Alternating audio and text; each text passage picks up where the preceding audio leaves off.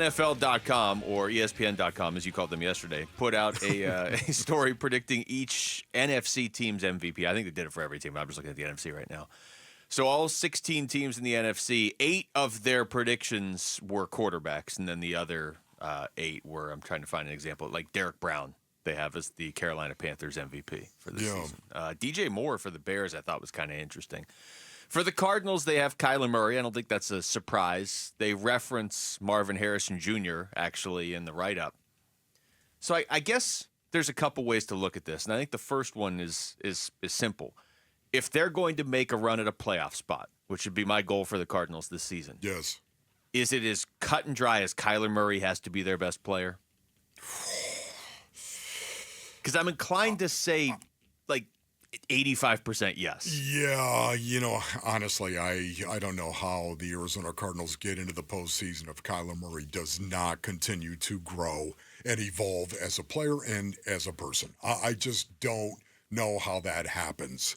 So I'm not saying that Kyler Murray has got to go out and throw for 4,500 yards. I'm not saying that based on these. I'm just saying Kyler's got to go out and play well within this offense for the Arizona Cardinals to have a possibility, I think, of actually getting into the postseason. Some teams, you can suffer a quarterback that is going to have a down year. And when I say a down year, most of the time, good football teams, ladies and gentlemen, they have a good quarterback. Ron Wolfley reporting. It's funny the way that works. It's one of the reasons why they pay a quarterback what they pay a quarterback. Yeah. Because year after year after year, it's so difficult to build a team if you don't have that guy. You don't have that guy, you got nothing.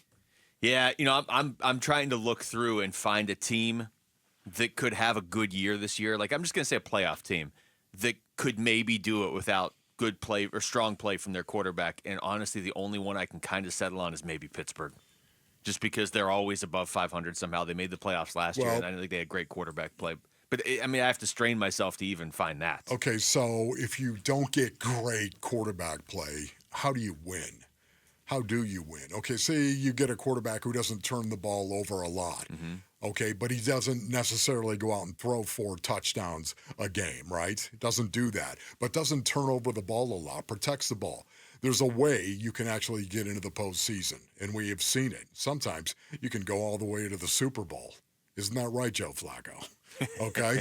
I'm just saying right now that Trent Dilfer Trent Dilfer's maybe even the more, obvious example.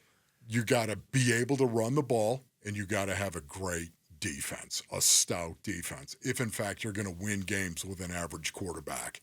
So Kyler Murray, I would say the vast majority of teams in the NFL, the vast majority, need their quarterback to play well, be their best player in order to win. So I was trying to figure out even just like candidates. If we look back at the end of the season, say the Cardinals get into the playoffs, they're 9-8 or whatever, okay? Kyler Murray has a good season, but maybe he wasn't their best player all season, but they still made the playoffs.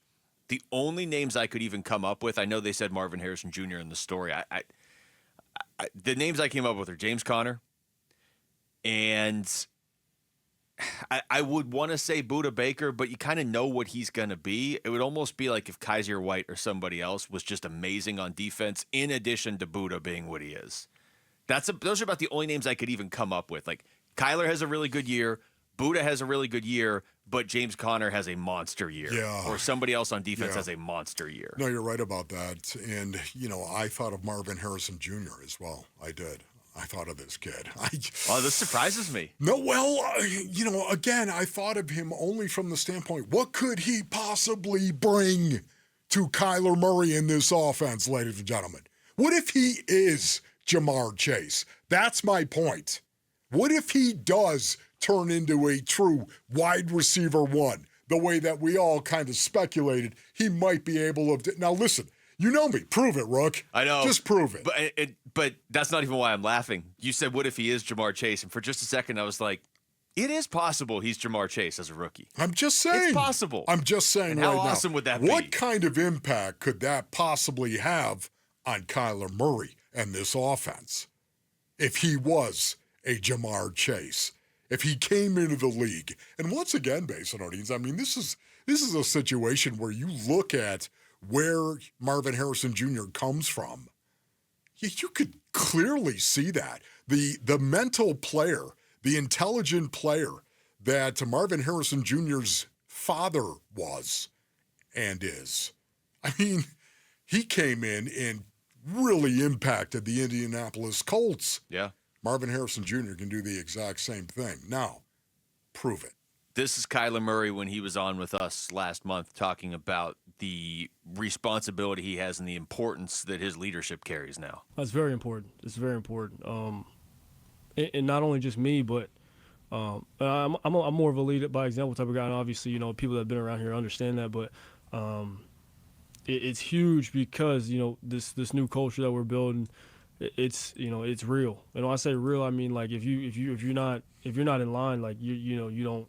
Doesn't matter who you are. If you're not in line, you're not going to be here for much, for long. Mm-hmm. And guys understand that. And when you build that type of culture that hold everybody accountable, sky's the limit. And I truly believe, with JG and what he's been preaching and what he's coaching, it passes down to me. It passes down to Buddha, James, Kazir, who are, our leaders to preach the same thing. And like I said, if guys aren't willing to do the things necessary to fit in, not necessarily fit in, but we're all moving as one. And if you're not, if you get out of line, then it is what it is, because we're all moving towards the same goal. So I'm confident. Wow, once again, I forgot how good that quote was right there. It got me all jacked up, because he's talking about culture and the fact that, what came first, the chicken or the egg, base audience? Are you gonna take a square peg and try to just jam it into the round, right? Are you gonna try to do that, jam it into the round? No. You're gonna go out and find round pegs that fit into the round hole, right? Or a square peg that fits into the square. That's what you're gonna do. You're not gonna bring guys in. The only thing I will say, it's a waste of everybody's time. It's a waste of everybody's time, and that's why culture is so important, and that's why this culture has got me so jacked up, because they believe it. When you heard Kyler say, it's real. Yeah, there's a lot of guys that just love to talk about it. Oh, we're just going to talk about culture. That's who we are right here. Yeah, live it, bruh.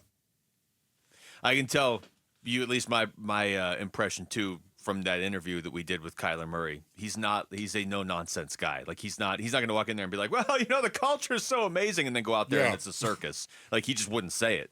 He just wouldn't. Thanks for watching Wolf and Luke. Tap to see more and click the button in the middle to subscribe to Arizona Sports.